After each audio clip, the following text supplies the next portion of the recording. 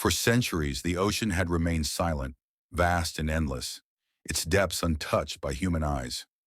Generations of people built their lives along its edges, never considering that beneath the waves, something ancient was waiting. Cities rose, factories sprawled, and pollution seeped into the water unchecked. People fished, sailed, and dumped waste as if the ocean were nothing more than a convenient resource. The balance of nature slowly began to crumble, but humans were blind to the warning signs. Then the first signs appeared.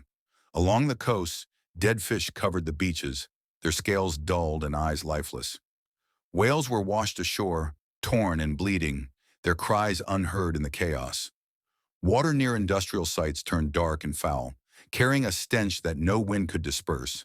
Scientists argued over causes, governments delayed action, and the rest of the world shrugged, convinced it was another natural phenomenon that would pass. But the ocean was no longer willing to remain silent. One night, the water near the shores began to stir unnaturally. The calm surface shivered and then split open. From the depths, massive figures emerged, glistening wet and powerful, with skin that reflected the darkness of the deep sea. They were neither fully human nor entirely monstrous. They were ancient beings, the first rulers of Earth, who had been forced into the oceans by the rise of humanity. They called themselves Homo Aqua, and they had waited, hidden, for centuries. Their presence was terrifying, yet mesmerizing. They spoke without shouting, their voices resonating like the deep currents of the ocean. They condemned humans for poisoning their home, for destroying generations of life beneath the waves. They gave humanity 7 days to restore the oceans, to stop the waste, and to prove that humans could live in harmony with the sea. Humanity responded with disbelief. Governments met in emergency sessions, military forces prepared, and weapons were pointed at the water. Many thought it was a bluff. But on the 7th day, the ocean showed its true power. Waves taller than buildings tore through cities, swallowing ports and docks. Entire fleets of ships vanished beneath the water, dragged down as if the ocean itself had hands. From the waves, a coordinated army of Homo Aqua rose, moving with terrifying precision.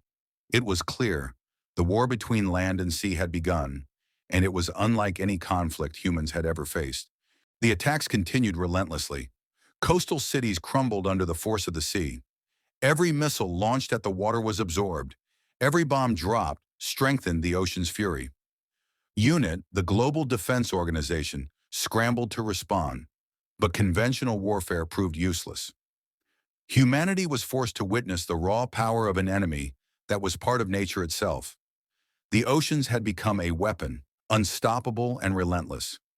Amid the chaos, Dr. Elias Morgan, a marine scientist who had dedicated his life to studying the ocean, discovered the truth. Ancient records recovered from deep-sea ruins revealed the history of Homo Aqua. They were not invaders, they were survivors. Their cities had been destroyed over centuries by pollution, industrial waste, and radiation from human activity. Entire generations had perished silently, their cries unheard, their lives erased. The war was not born from hatred, but from a desperate need for survival and justice. Faced with annihilation, humanity was forced to make a choice: continue fighting, risking complete extinction, or surrender and seek a fragile peace. For the first time, leaders recognized the ocean as more than a resource. They saw it as a living, sentient force. Humanity agreed to restore the oceans, halt the pollution, and respect the balance between land and sea. It was a promise made not just with treaties, but with the awareness that the ocean would never forgive if broken.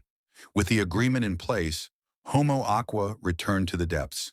The waves calmed and the skies cleared. The world slowly rebuilt, but the silence that followed was heavy, full of caution and fear.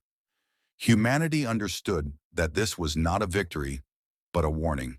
The ocean had spared them once, but it would never forget. The sea was patient, and it was waiting for the day humans might test its limits again.